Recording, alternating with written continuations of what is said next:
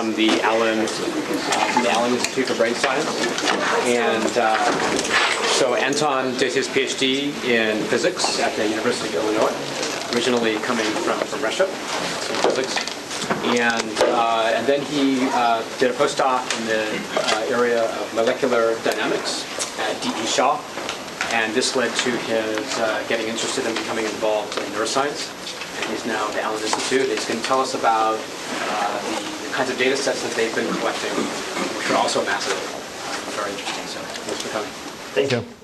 Thank you very much, Bruno, and the organizers for having me here. Thank you, everyone, for coming. It's very exciting to see you all here. And thank you to the previous speakers for the great start. They really did a wonderful introduction. I won't have to explain some of the things that maybe I would have to. And it seems like everyone is interested in big data and cool things that could be done with neuroscience data. So, well, we have some data at the Allen Institute, and I'm going to talk about three things today. First, I'm going to give you an introduction about the Allen Institute itself, about a little bit about the history and different types of projects that we do, different types of data that we produce, and a lot of it is already available or will be publicly available soon. The second part will be more about what my team specifically does. So I'm a modeler at the Allen Institute. We have several modelers. Actually, a few of them will be coming later in February and March and April to spend a little time here. And they will tell you about their approaches. I will spend some part of the talk here to talk about what my team does, which is a biophysically detailed modeling of neurons and networks. And then finally, I have a few slides at the very end that tell you about the ways how one can access our data and the software tools that we've produced and are producing to access this data and to do some interesting science with it. And I hope it can be a call for action. We really want people to use our data, to have fun with it, to make some interesting discoveries with them. And so if we don't cover all of it, please come and talk to me. I'm here until end of Thursday. I'm more than happy to talk about everything in detail. All right, so let's talk about the history of the Allen Institute. It was founded by Paul Allen, who is the co-founder of Microsoft with Bill Gates. This is just a photo of the book that he recently wrote, an autobiography, which I highly recommend. It's very entertaining and exciting, and you can learn about a lot of cool ideas that he is passionate about. And one of them is science, and specifically the neuroscience. So obviously, Paul Allen is a very rich person, and so he thought about ways how he could spend some of this money to advance research in a non-trivial way in the field of brain science. And so in 2003, he started our institute, which is an independent non-profit research organization supporting basic research in the brain sciences, or we should rather say also doing basic research in the brain sciences and producing data, and we hope also knowledge to share with the community.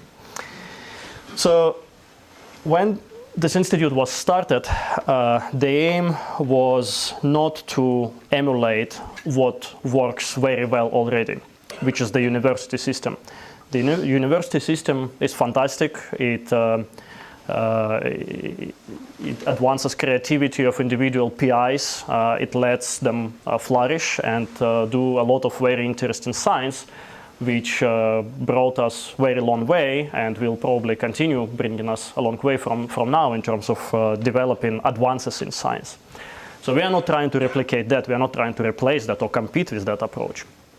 What we are trying to do is to do something that has been done already and has been very successful, for example, in physics and astronomy, but hasn't been as much used in neuroscience or biology in general, with some exceptions, which is the team approach to big projects that cannot be done in individual labs. So think about particle accelerators or telescopes, which can be built only by very, very big coordinated teams, and that can be used by a huge number of researchers around the world. And so the idea was to create an institution that does something along those lines.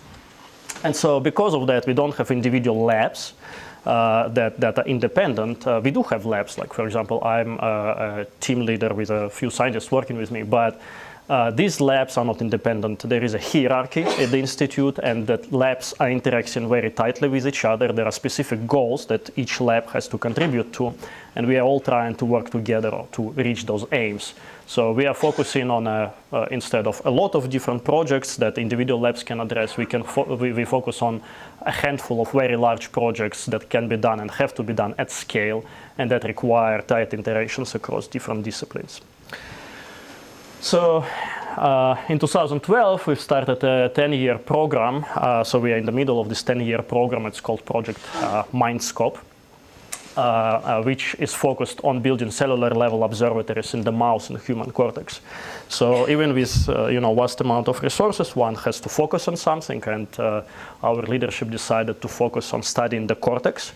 Our model system right now is the visual cortex of the mouse, because of the ease of genetic access that one can have with the mouse. And then we also trying to do some work with the human cortex as conditions permit. So since its inception, the Allen Institute was most famous for the data sets that it's produced. Originally, these were atlases of gene expression. So the very first one was the Allen Mouse Brain Atlas. Later on, there was an Allen Human Brain Atlas, mouse connectivity atlas. So these are great resources. And some people here might have used them. I know that thousands and tens of thousands of people around the world have used them. But like I said, after about the first 10 years of this very successful production of resources, the leadership decided that we want to do something more. And so this is where this project started around 2012, and we had our first data sets from this project already released. So in 2015, we released something that we called Allen Cell Types Database, and in 2016, something that we called Allen Brain Observatory, and I'll tell you more details about that later. But the idea here is that now, instead of just looking at gene expression and creating these huge data sets, we are systematically studying the cortex. We are trying to understand what it consists of, how things are connected, and how they behave in vivo, and build models of that as well. And so we generate data as well as knowledge, and we try to also make it accessible to people. So since the very beginning and up to now and into the future, our philosophy has always been that we make all our data publicly accessible as soon as they pass quality control. They are freely available without any commercial restrictions, and often they are accessible a few years prior to any publication. So we believe very strongly that we shouldn't hoard any data, that once we're convinced that it's high quality data, we will release it, even if we haven't had a chance ourselves to fully analyze it yet. And of course, we continue running analysis on this data as they are being released. And of course, we publish papers, and we like to learn something from our data as well, not just provide it to the community. But this approach never failed us. We were able to publish very high quality papers using this approach, but we also were able to provide data very quickly to the people, and people use that very extensively. So let me now talk about the various projects that we have going on now with this 10-year effort that we are in the middle of. And I'm not going to be able to talk about everything. I'll just focus on several large-scale efforts. And to do that, probably it would make sense to present it to you in a hierarchical way, so sort of how the institute is organized, how the activity is organized. It's probably easier to understand. So basically, the way the institute is organized now is that we have three what we call programs, and different people belong to different programs in the institute. So one program is called Cell Types. And basically, this is the program which studies what the cortex is made of, the different cell types, how they're connected with each other, and most of that work is in vitro work, so the work with tissue, not in the living animal. The other program is called Brain TV, and this is the program that studies in vivo activity function and computation of neurons in the living brain. It also includes modeling. And finally, there is the program that's called the product. And these are the people who package the data, who bring it all together to serve it to the community. And I will not talk too much about this program. It would be way too technical. But basically everything that I'm going to cover, all the science, eventually goes through these very good people who prepare the data and our findings to be shared with everyone. So I'll focus on these two programs. And the first one is called Cell Types. It's by far the largest part of the institute and also probably the most mature. Has produced in the last 5 or 6 years some really interesting insights. And like I said, it focuses on the characteristics of cell and connection. So Jeff has given us a very nice introduction about the different cells that one can find in the brain and the connectomics. And as you will see, this program is really about that, about understanding the diversity in the cortex and understanding how things are connected with each other, and doing that in a multimodal approach with several different methods that complement each other. So now we'll go through individual projects within the Cell Types program. And the first one is transcriptomics. So essential task that one needs to resolve if one is to reach some kind of understanding about what a piece of a cortex does or build models, is to have a parts list. You want to know what the object is composed of.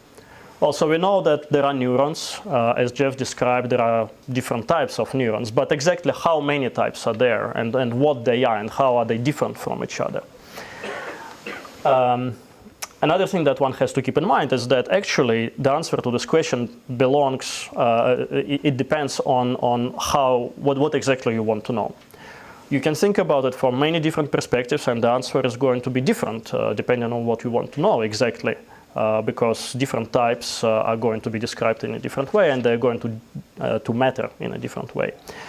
One approach, however, to look at that, which is relatively unambiguous, is the transcriptomics. So what does make cells different in our body? Like Jeff was saying, there are kidney cells and there are brain cells, right? And there are maybe 15 different types of kidney cells, and there is who knows how many types of neuron cells. What is different? They all have the same DNA. Well, one thing that makes them different is the transcriptomics, is how different genes are being transcribed. So all the cells have exactly the same set of genes in their DNA, but in different cells, different genes are being expressed. And because of that, that may not be the only mechanism, but because of that, you get kidney cells with one transcription profile and brain cells with the other transcription profile. And then it goes from there for different types of kidney cells and for different types of brain cells.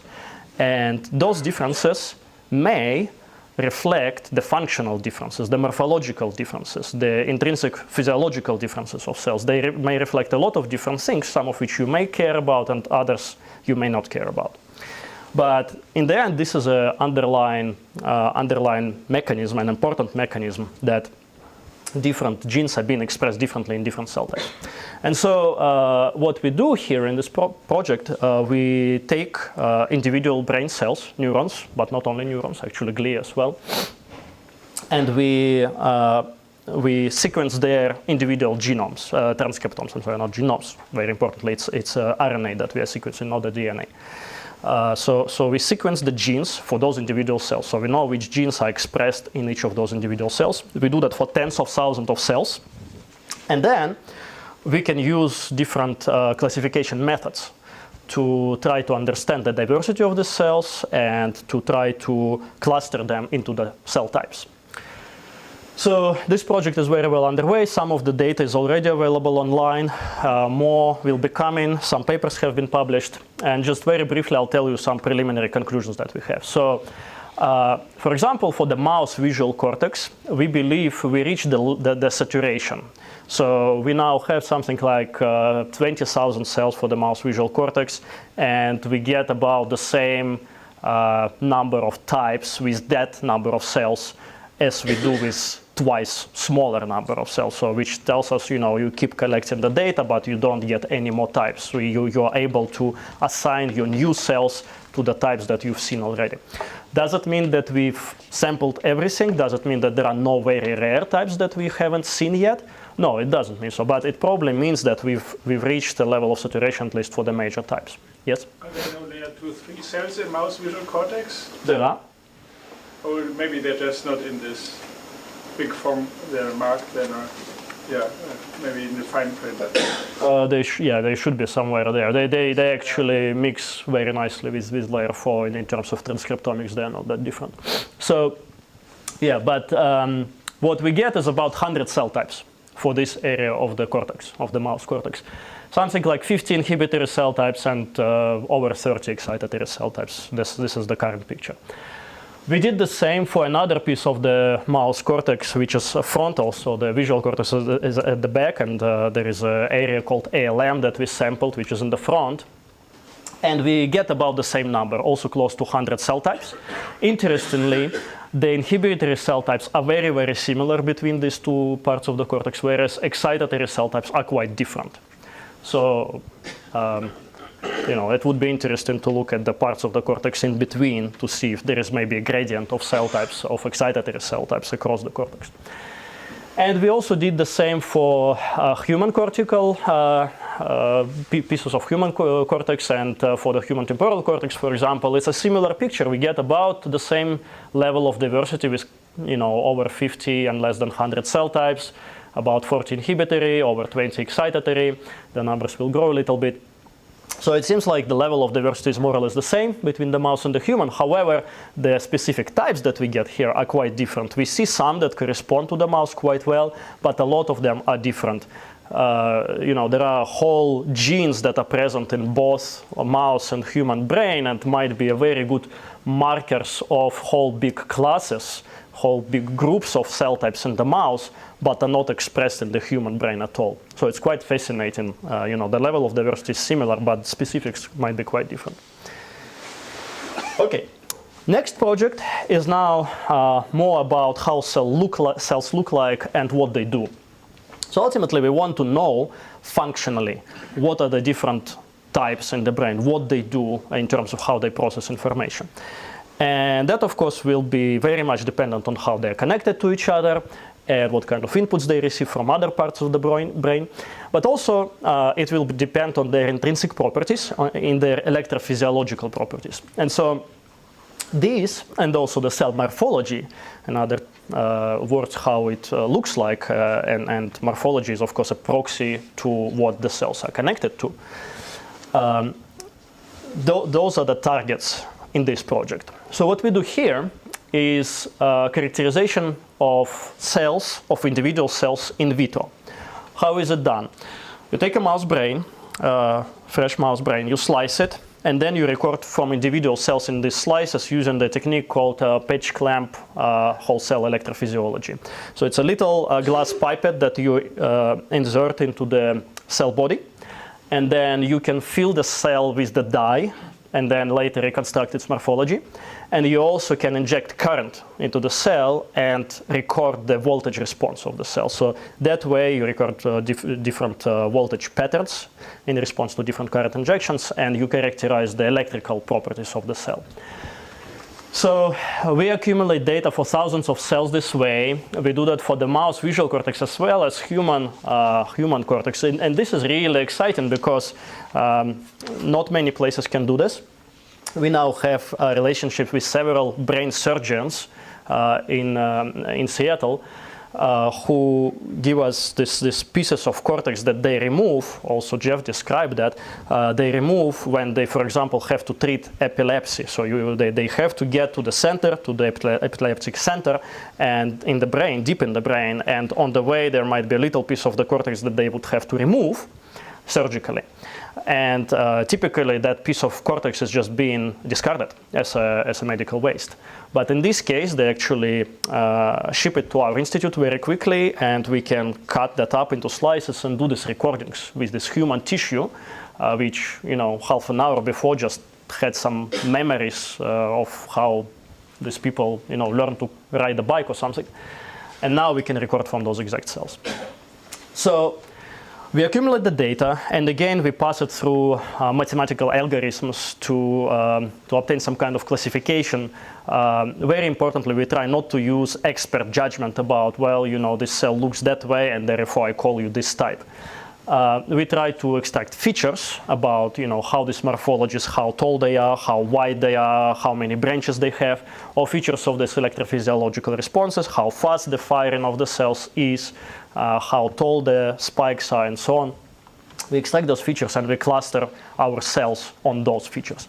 And that way, what we get in this case are these clusters. So these are just examples. So we get about six clusters for the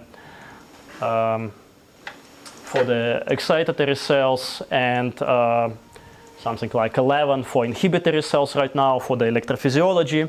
And then for morphology, we get something like 30 for excitatory and inhibitory together, different cell types.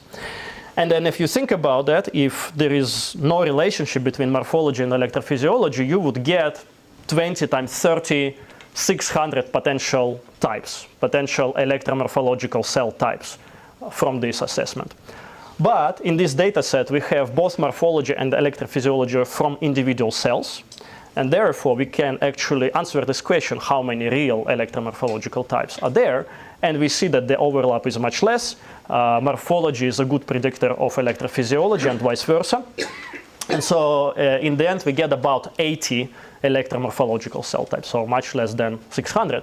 And interestingly, quite close to 100 that I mentioned before from transcriptomics.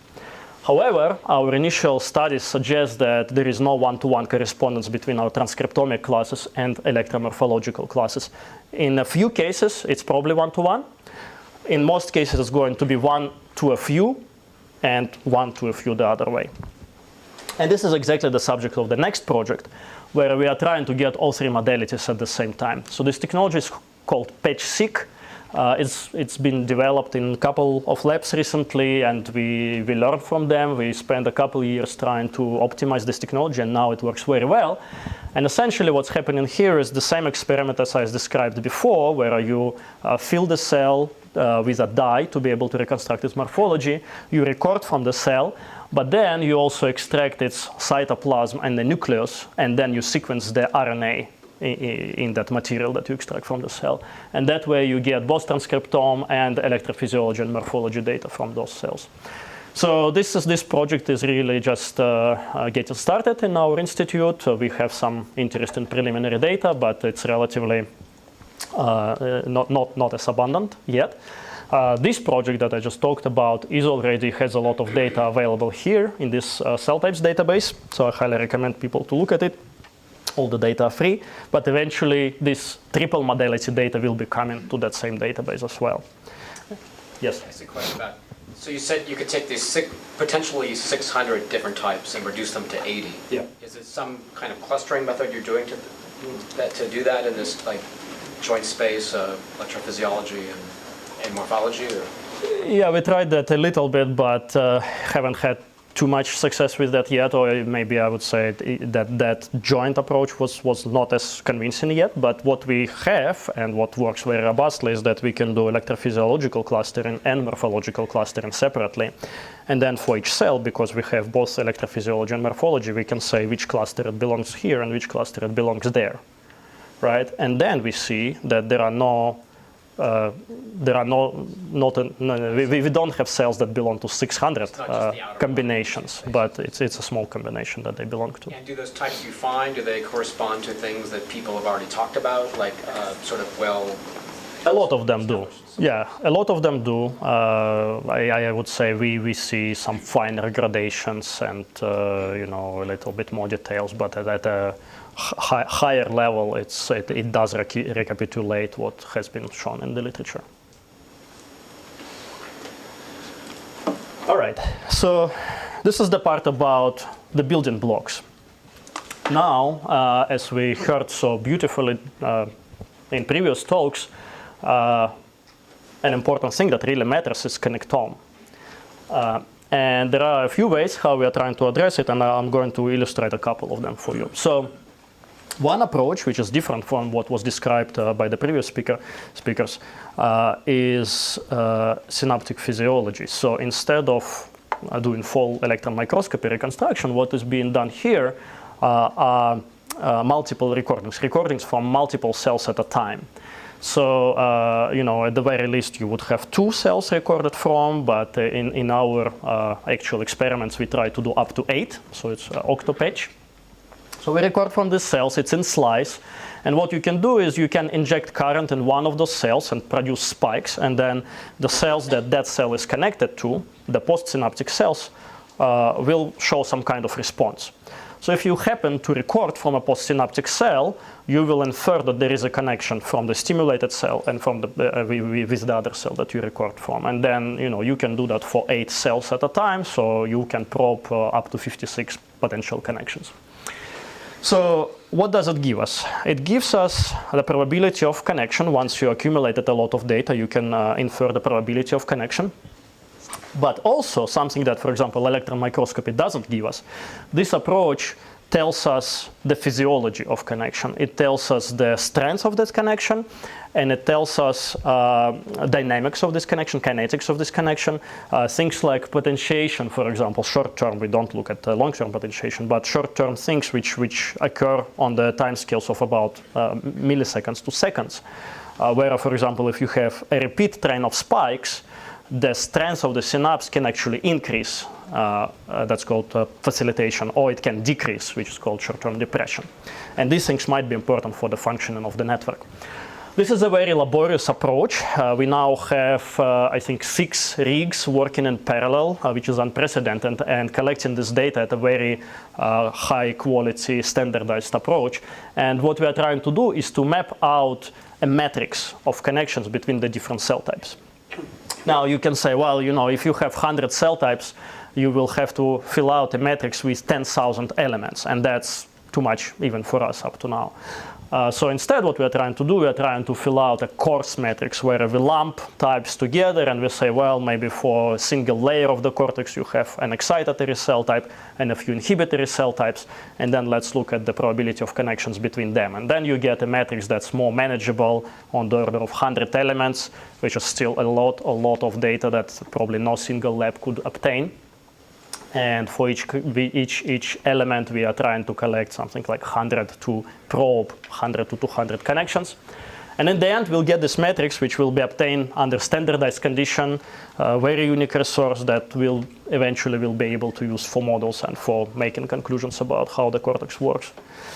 And then another approach, which is very much along the lines of what Jeff described, and in fact, some of the activities in this project in our institute are funded through the same sources as some of Jeff's work, is to do electron microscopy reconstruction. So I don't have to go into details. It's very similar. The technology is slightly different, but the overall idea is similar.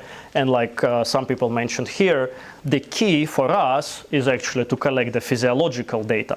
So we do a calcium imaging on a living, breathing animal first, showing something on the screen for this animal and checking the responses of the cells in the primary visual cortex of this animal, of the mouse. So we get that information about a lot of the cells in the cortex on their activity and their preferences in terms of the visual stimuli. And then we take that piece of tissue to the electron microscope, and then all the same problems and joys that Jeff and Nir described apply here. And in the end, we hope that we'll be able to get, again, a beautiful connectome of up to 100,000 neurons with a lot of cells reconstructed with their morphology, so that we'll be able to actually know which cell type they belong to, and with individual connections between them. So this is ongoing. We've had some good progress, but it's probably at least several years out there before this will be complete. And of course, the reconstruction, the automatic reconstruction, is a big problem. We have a collaboration with Sebastian Seung's lab to work on that. And we are focusing this project on 1 cubic millimeter of tissue in the mouse V1 and 2 cubic millimeters of tissue in a human cortex, where of course we won't have the in vivo physiology, but where it still will be extremely interesting to see the connectivity.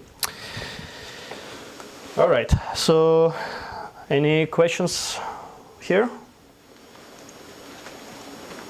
Then I'll go to a different program now. So this is what we call Brain TV, just for the sake of analogy between a TV where you may have millions of pixels and a brain where, well, in the case of a mouse cortex, you would have millions of neurons. And when you record from just a handful of them, which is the current state of affairs, it's like watching a TV with just a few pixels on and everything else is dark. And then try to understand what is the movie that you are watching on this TV. So we are basically trying to do a little bit better than that, but of course, like everyone else, it's a long process. So here the idea is that this program is focusing on networks, on in vivo activity in the animal under various conditions, and a big part of what we do here is also modeling, network modeling. So let me tell you about a couple big projects that are going on in this program. So one is what we call visual coding. This is the project where we record activity from living mice using two approaches. One is optical physiology. Using calcium imaging, you can characterize hundreds of neurons at a time. And we sample their responses very systematically to a number of different stimuli. You know, such gratings, that is a sort of common stimulus in the field to map out the responses of cells, and also some more naturalistic stimuli such as natural images or natural movies. So we do it for a variety of cell types that can be already now identified using genetic tags at different depths in the cortex.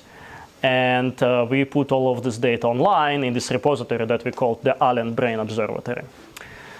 Then the aspiration is that something that we are working on now is, besides optical physiology, we're also going to do electrical physiology using multi-electrode probes that will be inserted simultaneously into several such areas and will record through the depth of the cortex. We are using some very exciting new technology called neuropixels, which will allow us to record from up to 1,000 neurons at a time. And electrophysiology means high temporal resolution. With optical physiology, you get a big field of view, individually identified neurons in the tissue, but you don't have a high temporal resolution. You have a resolution of maybe 30 hertz. Whereas with the electrophysiology, you don't see the neurons that you record from, but you can identify them just in terms of their electrophysiological signature, and you can record from them with very high temporal resolution with sub-millisecond resolution. So that's coming up. It's not available online yet, but we hope to be able to release data in a couple of years from now, perhaps. So, you know, the pipeline here looks like this. We have a lot of several rigs where mice, you know, are on a wheel, their head fixed. On top of the mouse, there is this microscope that records the calcium activity in the neurons. And then the mice are shown different visual stimuli. In this particular experiment, they don't have to do anything. They can run or they can stand still, but they don't do any behavioral task. They just look and we sample their activity of their neurons in the brain. So the database already has information for over 45,000 cells, something like 100 different mice, and it's growing with more different cell lines coming in. And another thing where we are going with this too is now doing something that's more geared towards the behavior. Because ultimately what we all are interested in is not just what's happening in the cortex, but how it relates to behavior, how the sensory information that comes into visual cortex is being distributed, is being processed in other parts of the cortex, how the decisions are being made, the decisions that allow animal to perform some task and eventually to survive. And so to that end, we've developed a change of detection behavioral task where a mouse on a wheel, it's running, And on the computer monitor, it's seeing some images. It can be artificial images like this grating, or it can be natural images, it can be some other objects, and it has to report a change. So for example, imagine that this sort of image is flashing, and then at some point it changes the orientation, and then the mouse, if it's trained, it knows that that's what it has to report, and it reports it by licking for a reward. So, and then, as the mouse does it, we use the same approach as I just described before, where we record from hundreds of neurons in different parts of the cortex. Or we use electrophysiology, either using electrophysiology or optical physiology. So we've tested out this. We created a pipeline to do that in parallel for several animals at a time. And this year we'll be trying to put it really online and start collecting the data in a high throughput manner to be also made publicly available eventually. One quick question. Yes. I'm just wondering, do mice have kind of a phobia? I'm wondering if the mouse is looking at different parts of the screen, maybe the data on one trial wouldn't be very similar to data on another trial because the actual input to a particular part of the cortex might be different. So mice don't have phobia. However, they do move their eyes. And so absolutely, you know, if on one moment the mouse looks that way and another moment it looks in slightly off, then you cannot compare it directly. But there are approaches to deal with that. So for example, now on all our recordings like this, we have eye tracking software, which in principle will allow us to disambiguate exactly where the mouse is looking at and you know how to map the image on the retina. Okay, so this is basically all that I wanted to say about the different experimental approaches. So now let me talk a little bit about modeling. Well, first I'll mention something sort of from a high level and then go more into details on some of the specific modeling activities. So most of the people at the Allen Institute are experimentalists, and I think we're really good at putting together this very big pipeline and creating data and eventually serving the data to the community, but we also want to analyze this data and ultimately to build models with this data to make some predictions.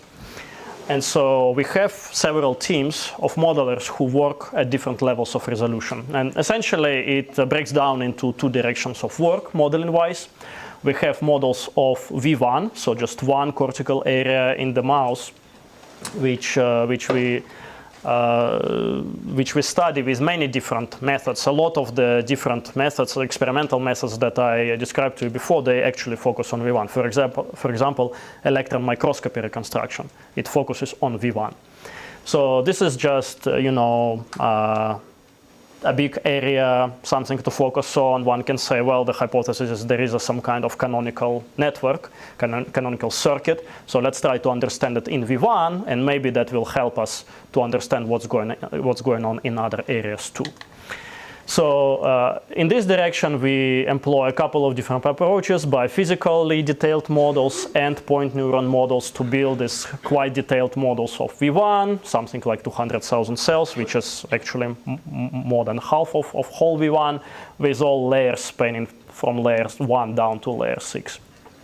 And then the other direction of modeling work are cortex models, where we are trying to do more simplified approaches using point neuron and neural network type machine intelligence approaches to build simpler, less computationally expensive models of multiple cortical areas, focusing on several visual and potentially a number of non-visual areas. And eventually what we work on to that end is to try to connect those models with the behavior in the animal, because especially for the behavior, it's very unlikely that V1 is sufficient to explain it. You really have to go for multiple visual areas and non-visual areas as well. So my colleagues who will be here in the subsequent months probably will tell you more about these approaches and some of these as well. My own team is focusing here with the data-driven approach and very detailed, very computationally expensive modeling of the V1 circuit. And that's what I'm going to be talking about next. So before going there, are there any questions that we should resolve right now? All right. So let's talk about modeling then. Just like with the experiments, before building a model of a circuit, you need some building blocks. And our building blocks are cells, neurons. So as I told you, we have this database of cells, of individual cells that are characterized with their morphologies reconstructed and their electrophysiological properties recorded. So what we are trying to do here is now to build a parallel database of models of those individual cells, which can then be used as building blocks for networks. So we actually follow a few different approaches here where we combine morphology of a cell with its electrophysiological recordings to build models at a number of different levels of abstraction. So there are a couple of compartmental biophysically detailed model types that we use. In some of them, the nonlinear conductances, which really underlie the computational properties of neurons, are distributed all over these dendrites and the soma, and these are very expensive models. Also somewhat unconstrained because all our recordings are from the soma, so we really don't have such a good picture of what's happening in the dendrites, even though we know that there are a lot of nonlinearities occurring in the dendrites. What my team is working on, and this is the approach that will be used in also subsequent slides, is some kind of middle ground where we still use compartments and we still use distributed morphological structure of the neuron to provide a diversity of synaptic inputs. But we try to make a simplification and say, well, all nonlinear processes are happening at the soma, and so that makes the model much more computationally tractable. And then there is another set of approaches where we use this very simple point neuron generalized leak integrate and fire models that you will probably hear later in later months from one of my colleagues, which ignore the morphology altogether and only look at spiking activity of the cells. So we've developed a number of optimization methods to take individual cells, take a morphology of the cell, take the electrophysiological recordings, and tune our nonlinearities in the model so that the model does more or less the same thing as the cell. That's been following the footsteps of some of the other research labs, which however typically focused on trying to reproduce some kind of a cell type behavior, so relatively abstract modeling exercise. Whereas here we try to do it really consistently for individual cells. And we've just got 2 papers accepted in Nature Communications. They will be coming out very soon. One is about optimizing such models for biophysically detailed approach, and the other for point neuron approach. And they also report the algorithm, and the algorithm is released. Anyone can now use it to optimize their own models from such recordings. So basically what we show is that this method is working pretty well. In the case of biophysically detailed model, it's using a genetic optimization approach, using basically off-the-shelf tools from genetic optimization in Python. It generalizes pretty well to a number of different cell types, to fast spiking interneurons, to regular spiking interneurons, to small excitatory cells, to big excitatory cells, to really huge excitatory cells in layer 5. So we've shown that we can model most of them pretty well. And so now in the database, and this data is actually online, the models are now online, anyone can use them. We have close to 200 cells for which we have morphology, electrophysiology, and models available. We also showed that same methods work pretty well for human neurons, even though they are quite different from mouse neurons. They are much bigger. Some people say that their intrinsic parameters are very different, but we found that our methods can reproduce the electrical behavior of those cells pretty well too, given the morphology and the experimental recordings. And so now we have 43 cells, human neurons, for which we have biophysical models also available online. So where are these, I mean, I'm sorry, there are a lot of branches here, so where is this measured? Where is the output? This is measured at the soma, just at the cell body. Yeah. But assuming the whole network, the whole tree or whatever it is, right? So we have the full morphology represented in the model. However, there are a couple of different methods, and in some methods we assume some nonlinearities in the dendrites. In this particular case, we actually assume that all nonlinearities are happening at the soma. All right, so now we have the building blocks, and we use those building blocks to build network models. And now what I'm going to tell you is a story where we started from. The whole V1, the whole cortex has several layers. It's a lot of cells, it's a lot of complexity. So we started from something simpler, and we wanted to simulate just one layer of the cortex, layer 4 of V1, of area V1 in the mouse. And layer 4 is where most of the primary optical or visual inputs are coming to in the area V1, and so that's why we've been focusing on it at this stage as a first step in information processing in the cortex.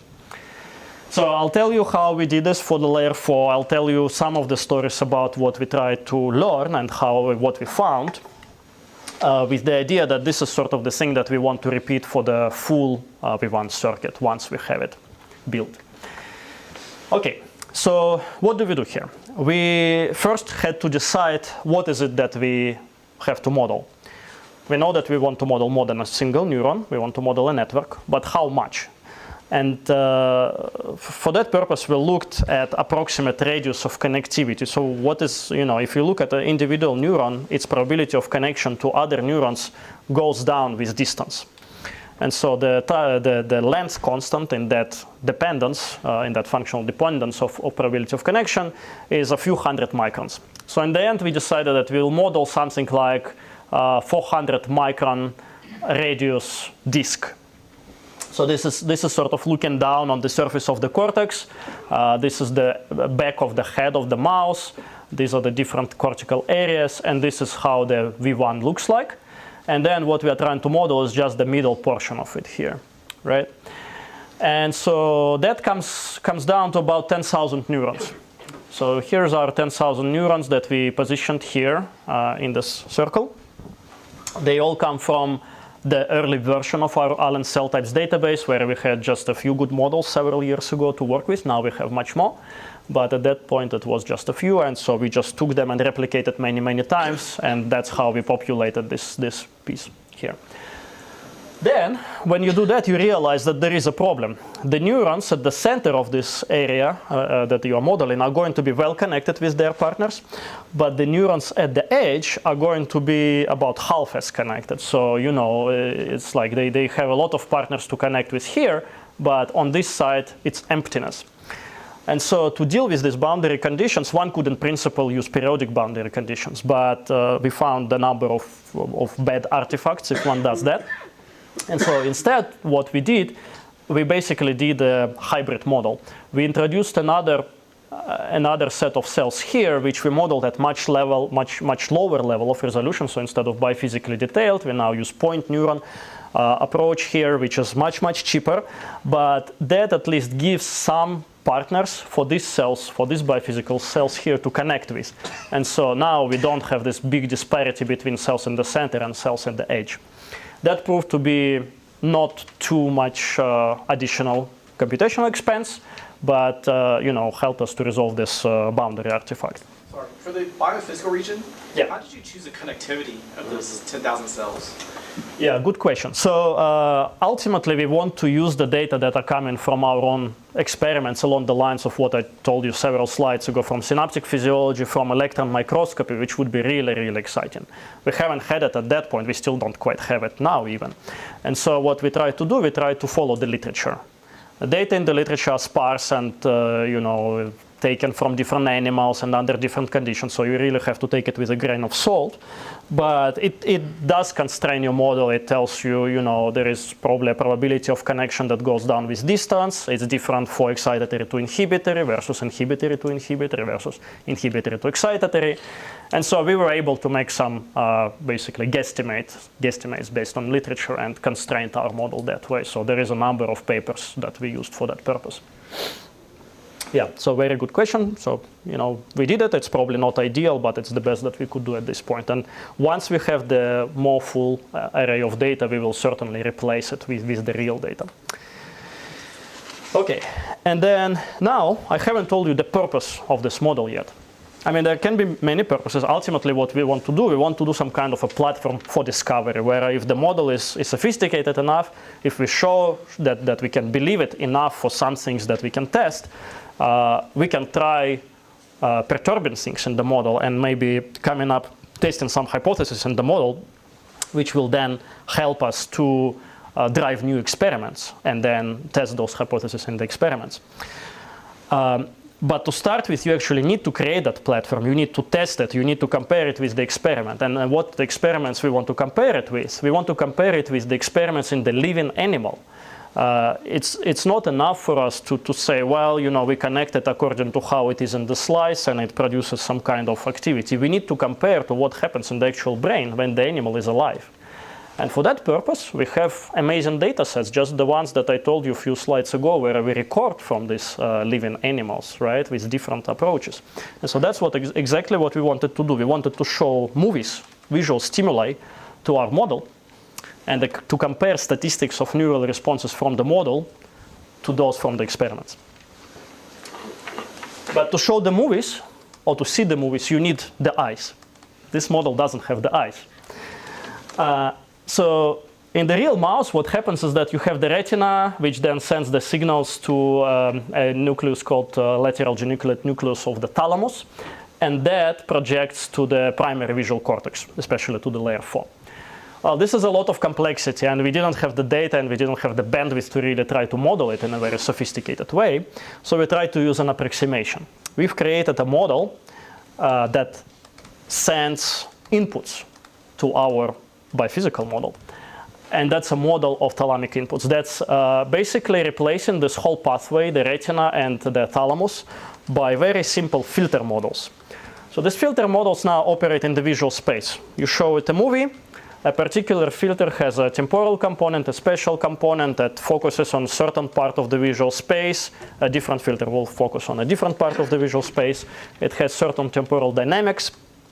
And basically, it processes that piece of movie that it cares about, and the output, it gives you a firing rate, time-dependent firing rate that can be turned into spikes, and those spikes can be fed into our V1 model. So a few things to note here. One is that to parameterize these filters, we had the experimental data with electrophysiological recordings from the thalamus. But those data show that there is actually a variety of cell types in the thalamus. Some respond quickly to the stimuli, others respond more in a more sustained way. And we didn't feel like we had the bandwidth to model all of that at that point yet, so we just modeled 3 very common types that we found in those recordings: those that respond to light, those that respond to dark, and those that respond to both in a transient way. So this is very important for the later on, in a transient way. So once something comes on the screen, it's a quick response, and then the cell is silent again. And then another important thing is how the cells connect to the V1 model. And that we really don't know. This is a big mystery, although there are hypotheses. And one is the one that I think Jeff mentioned, as a Hubel-Wiesel model, which is like 60 years old. But basically it says that, and there is some evidence for it in the literature, basically it says that cells that prefer that respond to the dark stimuli and cells that respond to the bright stimuli, they bunch together in the visual space. And so there would be such a subfield that responds to dark, and another subfield that responds to bright. And then they have to be offset with respect to each other a little bit, and that actually, that way you can get certain important characteristics of neuronal responses, for example, orientation selectivity. So this will be very important further on. Orientation selectivity is a fundamental property that you observe in cortical neurons, for example, in V1, which is the following. If you show some kind of moving object, this cell will respond strongly to a particular direction or orientation of this motion. So for example, certain cells would respond strongly when you have horizontal motion, but don't respond almost at all when you have vertical motion. So those cells are called orientationally selective. Furthermore, you find cells that like a particular direction. So it may respond strongly in this direction, but not so much in the opposite direction. That's called direction selectivity, orientation selectivity and direction selectivity. And so what we need to realize here is that this architecture gives you orientation selectivity, but not direction selectivity. This is a feed-forward input.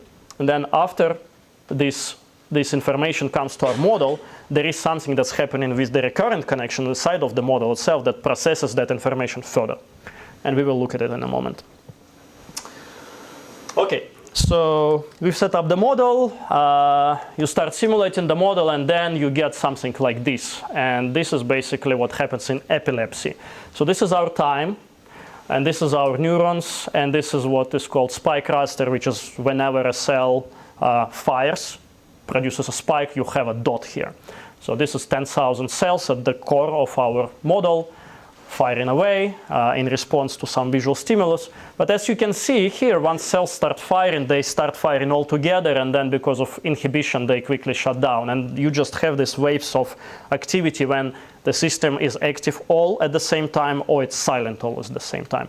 It's epilepsy, essentially. That's what happened in epilepsy. And that's not how the cortex works. Why it's happening? It's because our synaptic weights are not optimized. We got them from the literature. The literature very disparate. There is a difference between in vitro and in vivo. There is a big range of the values that you get from the literature. And so you actually have to optimize this model. This is a very expensive model to optimize, but we did it mostly manually. And then the aim for optimization was to get something like this, where you have a much more desynchronized activity. And also we wanted to match the spontaneous rate that's known from the experiments. In other words, what the system does when you show nothing on the screen, just the gray screen. And the peak firing rates for grating. So a drifting grating, something like that, moving on the screen. You want to get firing rates that are consistent with the experiment. So that's a very, very limited training set. And I just want to impress on you the idea that this is a very complex model, but it's far, far, far from the complexity of the real brain. It's actually very, very simple in comparison with the real brain. And it's been trained on a very, very impoverished data set on essentially a single episode of such a drifting grating for half a second. Does the model include more than thalamic inputs? Does it include cortical inputs? So it includes only the recurrent connections within layer 4 itself. Just layer 4? Yeah, it doesn't have anything else. It does have some kind of additional source of inputs, which we call background, which is basically representing everything else. Very, very simple, extremely simple. And trained on a very impoverished data set. And then once we trained it, we just throw this whole battery of stimuli at it. We take, we couldn't do everything, but we take a number of different types of stimuli from our brain observatory paradigm, and we just throw it at the model. We run a lot of simulations with a lot of repeats, very, very expensive. And in the end, we get something like 3,600 simulations that we can analyze in detail and compare with the experiments. So let's now look at how it compares, this extremely simple model, which also has been trained on a pretty small data set and tested on a very big data set. So first, quickly look at how the responses look like. Well, these are just some examples of different types of stimuli. So this is a drifting grating, this pattern of black and white moving on the screen. As you can see, when the grating comes on, a lot of activity happening. So these are cells. They are sorted according to their responses to this grating.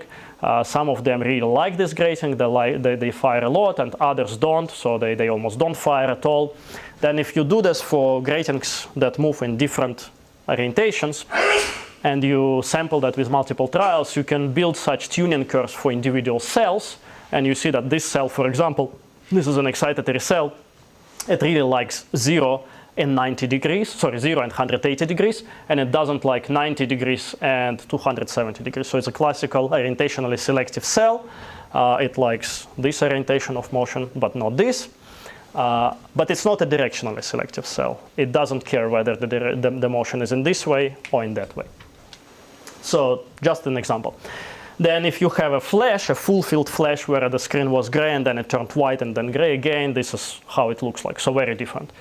And then if you have, for example, a natural movie with some objects and people moving in the screen, you see yet a different type of response. And here, interestingly, you have these groups of cells respond together. And that's basically a reflection of an object or person moving through that field of view in a particular orientation, whereas cells that like that orientation will fire together. Now, if you take that movie and you scramble it in time, you don't have that anymore.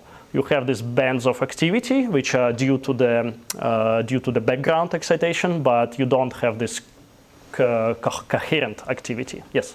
Are the neuron IDs on the y-axis correlated to like the cortical layer or any spatial? Well, it's just one layer. It's just one layer. It's just one layer. There are 3 excitatory and 2 inhibitory cell types in this model. And within type, they are sorted according to their orientation preference.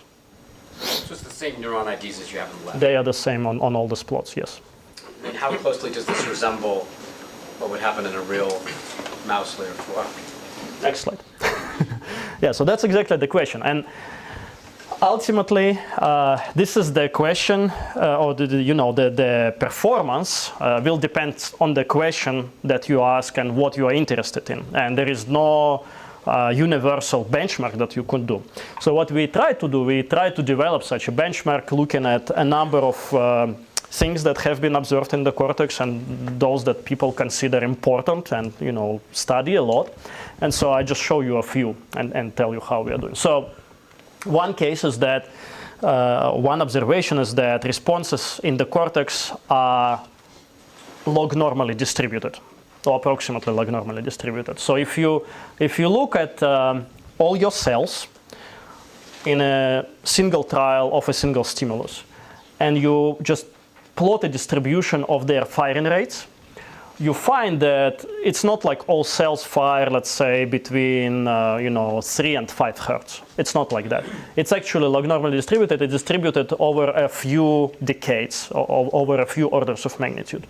And this is an important thing which not every model can match, actually. We found that in our model that's the case, and the distribution spans 2 to 3 orders of magnitude, and that's consistent with the experiment. Then we looked at some other properties. For example, spontaneous rate or the maximal rate in response to gratings. And that can be computed for every cell, and then you can do such box plots where the black marks are just the mean. And you can compare it with the actual electrophysiological measurements from the experiment, which are in gray here. And so you see it's not 1-to-1, but it's sort of in the ballpark. So our spontaneous rates are like between 0.5 and 1 hertz on average, consistent with the experiment. Our maximal firing rates for excitatory cells are very much consistent with the experiment. It's 6 to 8 hertz for the mouse visual cortex, layer 4. Our inhibitory cells are a little too high in comparison with our own measurements, but are more consistent with something else published in the literature. So sort of in the ballpark. Now, these important properties of orientation selectivity and direction selectivity. So this is something that can be characterized by this index called orientation selectivity index and direction selectivity index. For orientation selectivity, if a cell likes this orientation and doesn't care at all about this orientation, the orientation selectivity index is going to be 1. And if the cell fires exactly the same magnitude for all orientation, is going to be 0. So for real cells in the layer 4, you find that the orientation selectivity index on average is about 0.5. And this is what we get for our excitatory cells as well. So this is a very good match. We didn't tune the model for that. We got it out of the model sort of naturally. We were very happy about that. And how does that happen? It happens because we provide these inputs. We provide orientationally selective inputs from the thalamus, which are then amplified by recurrent connectivity within the layer itself. Actually, we can repeat this experiment without recurrent connectivity, and we'll see then that this orientation selectivity index will be somewhere here. So the recurrent connections are really important in this model. But then the direction selectivity index, which basically tells you, if the cell likes this direction of motion, but doesn't fire a lot in the opposite direction, then the direction selectivity index 1. If it fires the same way in both directions, it's 0. In real layer 4, this index is 0.5. and in our case, it's 0. So the model utterly fails on this particular observation. But we think we know why. And this is exactly, it has to do with these filters that I introduced earlier, which are basically all transient. They quickly respond when a stimulus comes on, and then they shut down.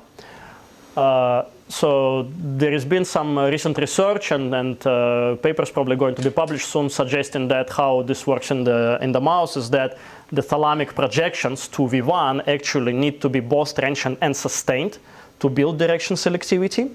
And we've now developed a new model like this, where we have more cell types that are more representative of what's going on in the thalamus, and where we can actually recapitulate direction selectivity, at least in the feed-forward regime.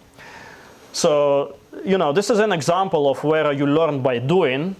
We didn't expect our model to work so well for some other things, but, we also didn't expect it to necessarily fail, but it failed miserably here, and this is where you go and change your model and make it better. So a couple more observations here. In the actual mouse recordings, you find that things are synchronous. They are not completely synchronous, but there are some kind of oscillations, population activity level oscillations that are going on, where cells often respond sort of to stimuli within a certain rhythm. And the rhythm that you often find in V1 is what is called mouse gamma rhythm at about 25 Hertz. So we took a power spectrum of our activity in the model, and we saw a peak at around 20 Hertz. It's not exactly 25, but at the same time, the model, like I told you, is very simplified. And so it was quite satisfying to see that there is this sort of gamma oscillation present. And finally, just another comparison, there is something that's called sparsity of responses. So if you think about a movie, let's say a cell just fires all the time during a movie. That means the response of the cell to this movie is not sparse. And then this index, this lifetime sparsity, will be 0. And then another cell might respond to only one particular frame of that movie. So it's a very sparse response. And then this index is going to be 1. And then you can have values in between. So then what you can do, you can get your cells and get a distribution of the sparsity values for different cells. And you can ask, well, how does it look for natural movies versus, for example, drifting gratings? And what you see in both simulation and experiment, even though exact distributions are different, you see the trend that the natural movies, the responses to natural movies are sparser. They are more sparse than to gratings. So this is something that we observe in the model. It's consistent with the experiment. The mean value are actually also quite close. And this has been shown also previously with other recordings. So this is also an important observation in terms of how the model behaves with different types of stimuli. So just a couple other things. Now, that was sort of a benchmark. With a benchmark, you can say, well, how well the model corresponds to the reality. But now we also want to ask some questions about mechanisms. Question here. Sorry, just have a small question on, so you trained the model somehow at the beginning as well, right? So how do you divide out what you trained the model to do, kind of? You know what I mean? I mean, if you train it to, you feed it some data and some expected results in a sense, so. Yeah. Well, so that basically had to be done here by necessity, just because training the model is so difficult and computationally expensive. And so we had to limit ourselves to very small training set. The training set was just one episode of a drifting grating in one direction. So, you can do these drifting gratings in multiple directions, and you can do multiple trials. So we just took one trial of one grating drifting in one direction. That was our training set, plus spontaneous activity. That's all. And then the test set is on a whole battery of different stimuli like this. In addition, there was all this data that came into building the model from the bottom-up approach. But there we didn't really have much liberty to tweak that. OK, and so now just a couple words about some things that one can learn from this model. So one is that, well, there are inputs that come into this model from the thalamus, and then there are all these connections within the layer 4 that do something else. And the question is how much of excitation comes from the thalamus related to this recurrent activity, or related to the total. And so you can compute that number, and you can build a distribution for different cells, and turns out that in our model it's about 40%. So about 40% of excitation comes from the thalamus, and everything else is due to the recurrent connections. Well, turns out that this is actually very consistent with the experiment. This has been measured just a few years ago, and very, very close number. We didn't build the model to get this, but the model basically gives us this very nice number by itself. And then this is just one example of what we try to do with the model now, sort of trying to learn something. And ultimately, this is really where we want to go, to make predictions, to tell something about the role of cell types, or about the role of particular patterns of connections that could be tested experimentally. This is where we got thus far. It's relatively minor, but just gives you a taste of how things are. So this is something that's called like-to-like connectivity. So we heard a lot about connectivity today. We know that different cell types connect with different probabilities.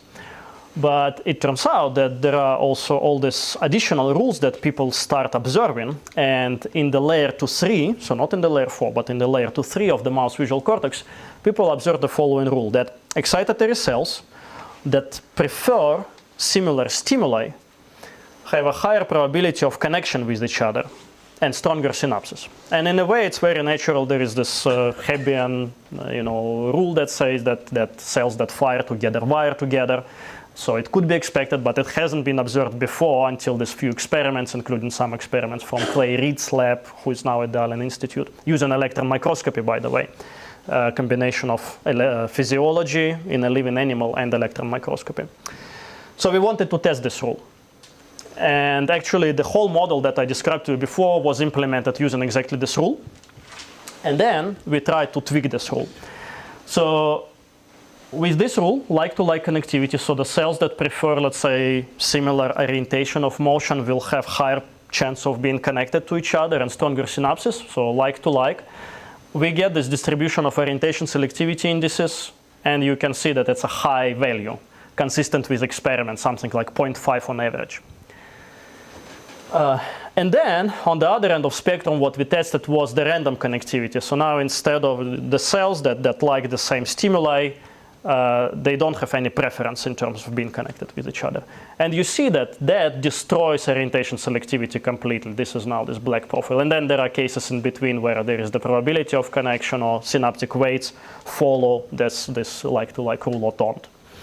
And so, again, this may not be very surprising because, of course, if cells that prefer similar stimuli fire together, you will have sort of reinforcement here, whereas here it will be randomization.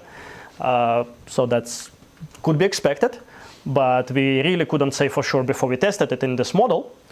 The fact that the model is consistent with a lot of experimental observation gives some weight to this prediction. And this hasn't been observed yet in the layer 4. This rule has been observed in the layer 2-3, but it hasn't been observed in the layer 4. And so the model tells you that this is what you should expect in the layer 4 of the mouse V1. And by the way, this is what it's good for. It's good for tuning, for producing tuning of cells in response to stimuli. Finally, on the modeling side, this is the last results slide. One can ask a question. So this was a very detailed, biophysical, very computationally expensive model. Is it stupid to use such an expensive model to simulate? Can we get away with something simpler? And so we tried to answer this question. We developed 2 additional models where we took all these biophysical cells and replaced them by point neurons, very simple, computationally inexpensive approximations. In one case, both are implemented in the software called Neuron. In one case, it's a very simple leak integrated fire neuron with instantaneous synapses. In the other case, there is actually some kind of time kinetics that's also associated with synapses. And we tried to optimize these models and check how they perform in comparison with the biophysical one.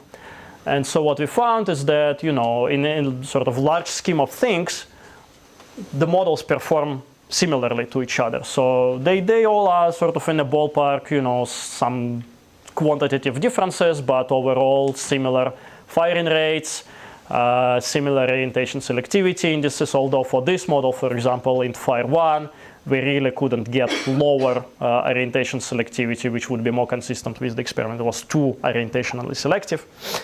And then similar trends with respect to this like-to-like connectivity rules that I told you about, although again, qualitatively is the same, quantitatively not quite. So the simplified model, for example, it has a little too high orientation selectivity, and even when you destroy it by randomizing the connections, it's still a little too high. And then things like, sparsity in response to great action movies. The trends are the same between biophysical and point neuron models, but the point neuron models, for example, have way too high sparsity for the natural movies. And finally, the oscillations, the gamma oscillations, they are totally absent in the INT-FIRE1 model. And in this slightly more sophisticated INT-FIRE4 model, we start picking up some oscillation in at about 16 Hertz. So somewhat consistent with biophysical case, but still not as good.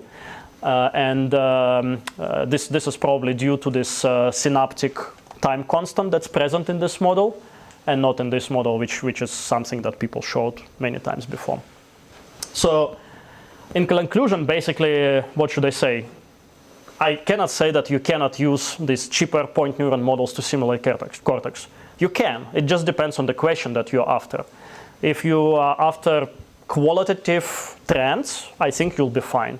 If you want to be more quantitative, it depends. And I cannot claim that there are no simpler models that can do better than this. It's just two that we tried. But we do see some quantitative differences, and the biophysical seems to be a little bit better consistent with the experiment. All right, so where are we going from that now? Well, basically, we are building a bigger model. We are done with the layer 4 now. We are building all the remaining layers. It's the same idea, but now with all the layers down from layer 1 down to layer 6. This model has about 50,000 biophysical cells, 230,000 cells in total, something like 114 unique models from our database. And a lot of different cell types, on the order of 20 cell types now. So with this model, we'll be able to start testing some additional interesting questions, like potentially role of particular cell types in the context of this whole circuit. And now I just want to go quickly through a few slides with a sort of a call to action. If you are interested in the data that I presented to you and in the models that we are developing, it's out there for you to try, and I'm happy to discuss offline the details. But basically, these are our websites. You go to this website, you can get all the data that we have, including the cell types database and brain observatory model. There is the GitHub site with the thing that's called Allen Software Development Kit. So these websites, they let you interact with the data online very nicely. But if you want to do something serious with them, this software gives you the handle to do that, to interact with the data, to download data in an efficient way, and to also analyze the data, or at least start analyzing the data. Our Allen Brain Observatory contains many thousands of neurons that can be analyzed, real in vivo responses to visual stimuli. And a very exciting development that we are working on, we hope will come online maybe in the next year or two, is that we will open this up to the community so that people will be able to submit their experiments, and to basically it will be like a grant competition. There will be submissions where people would suggest experiments that they want to do given our instrumentation, and we will do that for them, sort of astronomy telescope mode, where people ask for a certain time on telescope pointed to this star and get the data back, and we'll try to do a similar thing. And then also I'll talk about cell types database already. We have workshops. There is this workshop that we do every summer now in Friday Harbor Lab. It's a marine biology lab of University of Washington in a beautiful rustic place on an isolated island. About 25 students work together there. There is at least one who was there before. I think they enjoy it very much, working very late in the night with laptops and with teaching assistants from the institute helping them out. And so the cool thing is that now, starting from last year, we make these course materials available online.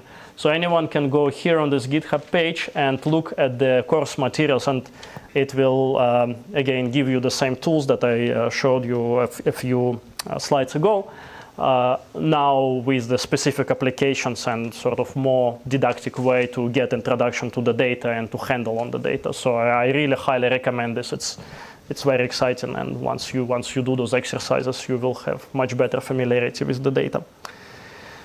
And finally, we've also developed the software for modeling, which we have just released last September. It's the software that it's not that we reinvent the wheel and try to create the simulators that are already out there. There are very good tools like Neuron or Nest, for example, to run neuronal simulations. But if you ever use those tools, you will find out that a lot of these things require very substantial effort to get them going. So for example, with Neuron, if you want to run a large simulation, you have to basically code from scratch. Neuron gives you some nice functionality, but you have to write a lot of code to run your simulation, to tell how you build the model, to tell the software exactly how to run it in parallel. What we provide here are APIs, Python wrappers around these very good tools that basically do not require much of software expertise from you.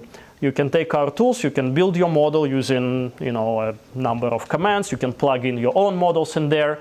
It will create a standardized set of files for you that describe the model. And then our simulators can take in those files and run them for you. So this software has been released. It's here on the GitHub.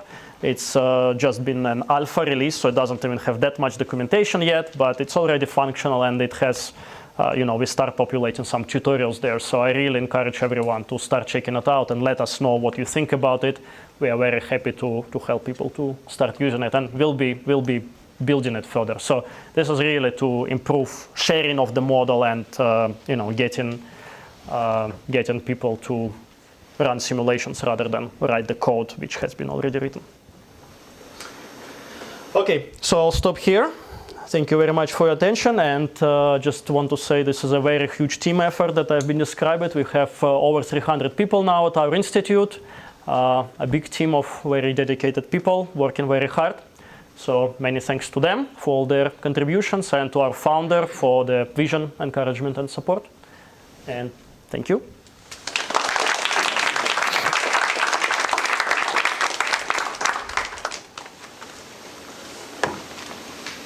Questions? Hannah. So my question is on the point neuron versus the biophysical model. So I was wondering how much of the feedback is due to the sheer number of parameters that you adjust versus the actual structure of the model. Sorry, I couldn't hear very well. How many? I was wondering, you were telling us that the quantitatively biophysical model was doing a lot better, and I was wondering what are the differences basically just the number of parameters that you're optimizing versus actual structure of the model. So the actual number of parameters that we were optimizing was exactly the same, because in the biophysical model, we built the network model, we took the building blocks, which were the models of individual cells, and we didn't change any of that once the model was built. The only thing that we were optimizing were synaptic weights, and we were optimizing them as groups. So there was like 5 cell types, and we would say, well, what is the connection, what is the weight from this cell type to all the excitatory cells, for example, right?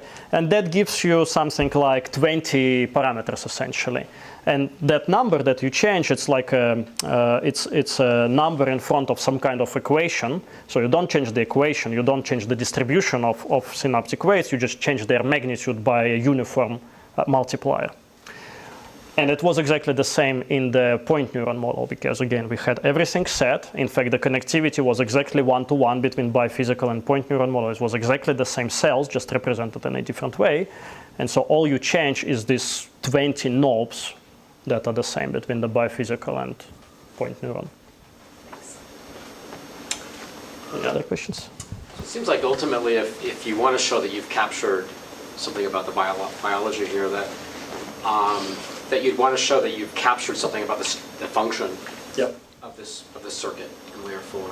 So you can show, that you've captured certain aspects of the statistics of the activity, which is kind of circumstantial evidence, right? But then sort of digging a deep, layer further, it seems like from the stuff Jeff is telling us this morning, if I could sort of channel Jeff, I don't know if he's still here, but that all these details are incredibly important, right? And you're sort of throwing those out and replacing with kind of a statistical kind of randomness and you can show that you can get some of the aspects of the physiology correct. But it seems like ultimately this might be one way of testing this debate we were having earlier about randomness versus structure.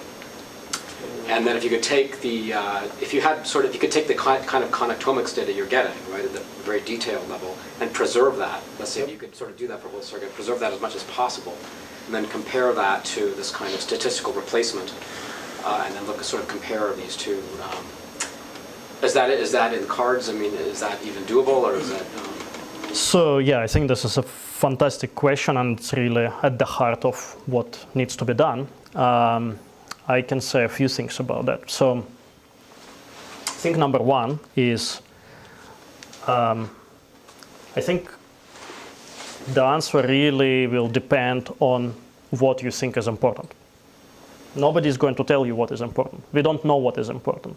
We don't know if it's the statistics of responses that, let's say, all cells have this orientation selectivity index that's about 0.5, if that is important, or if it's some kind of other very intricate, very specialized parameter that's important. And so until we know better what to look for, we don't really know. And I think we will not know better. It will be a cell reinforcing process where we do something in models, we do something in the experiments, we try to look at different aspects of behavior, of perception, of memory, and come up with different observables that will be important to test. And the answer will be different for different observables. So this is thing number one.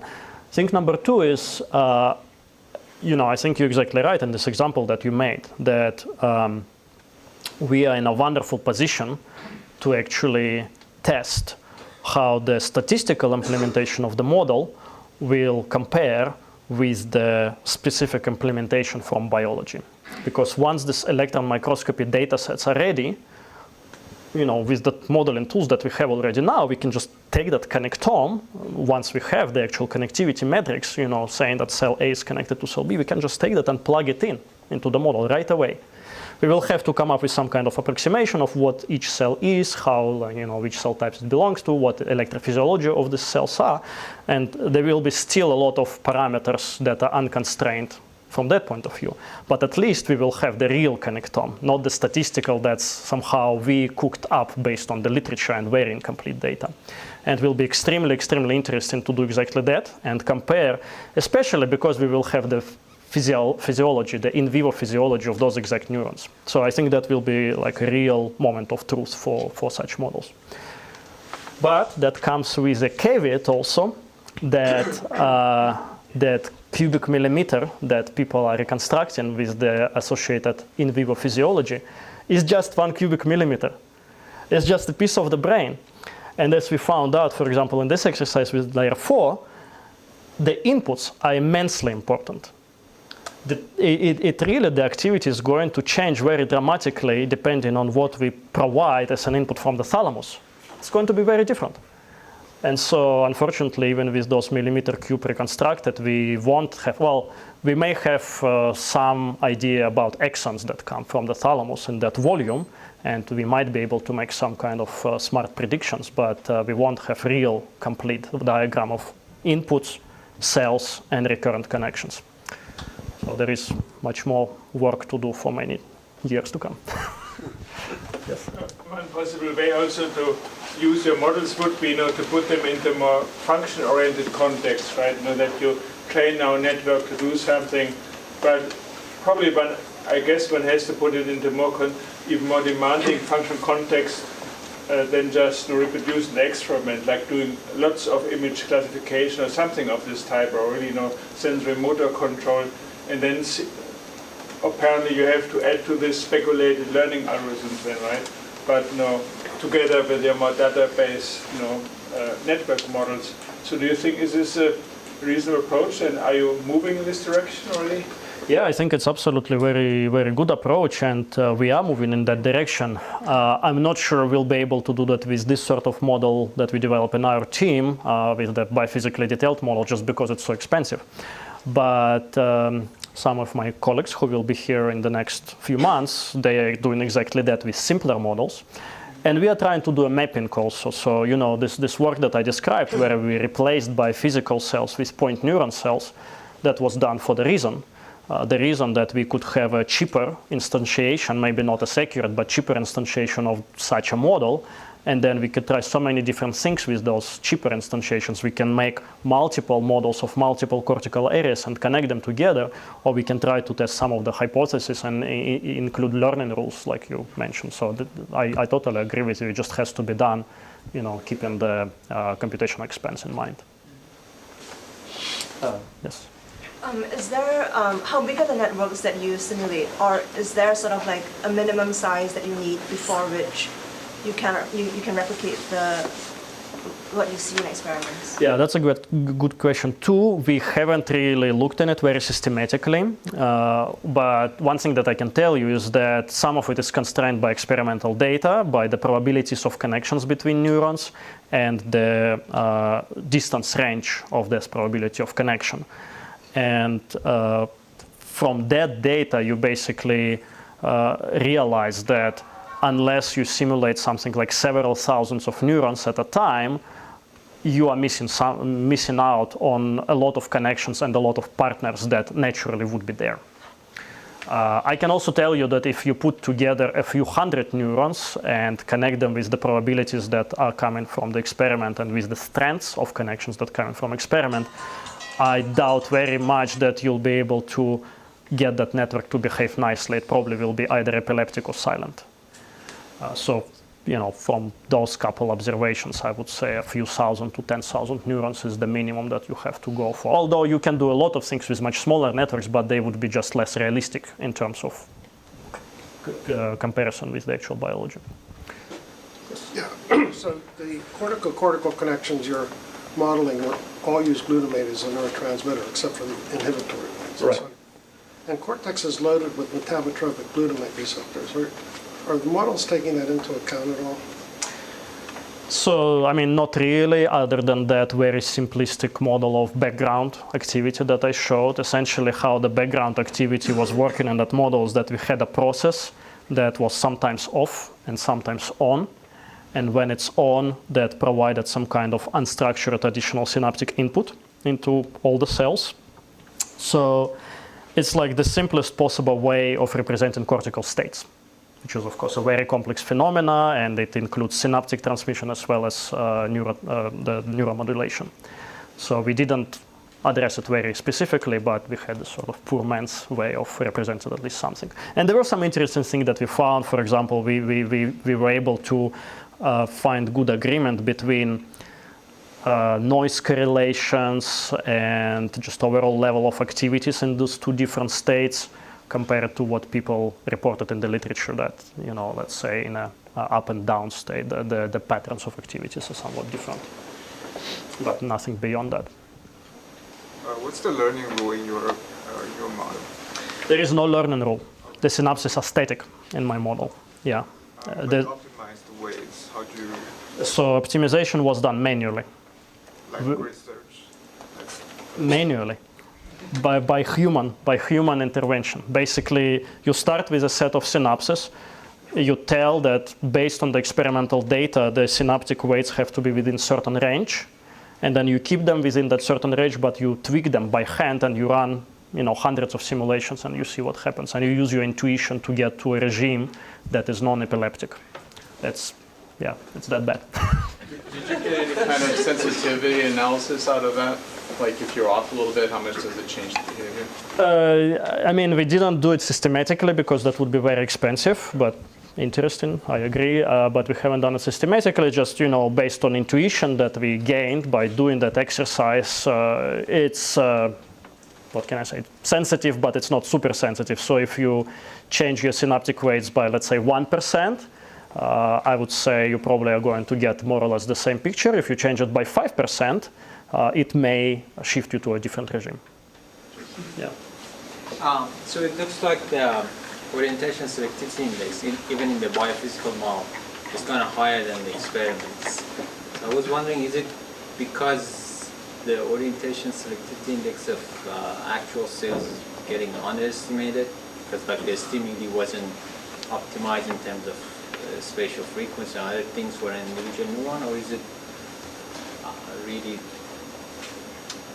those numbers from experiments are really leaving, and then the model is really having too much orientation selectivity? Well, I would say the orientation selectivity in the model was actually pretty close to the experiment. The thing is, the experiment itself gives you numbers that are not, not always consistent between experiment and experiment. It's like, yeah, and it also depends on the state of the animal. So these are two sets of experiments where in one case the animal is anesthetized, and the other case it's awake, and that by itself changes the number. So you see, so in one case you get below 0.3, and the other case you get something like 0.5.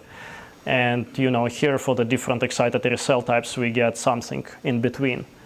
So I'd say, given how simplistic the model is, I would take this result to be pretty good, but it's not super precise even if you compare an experiment to experiment. And it differs for,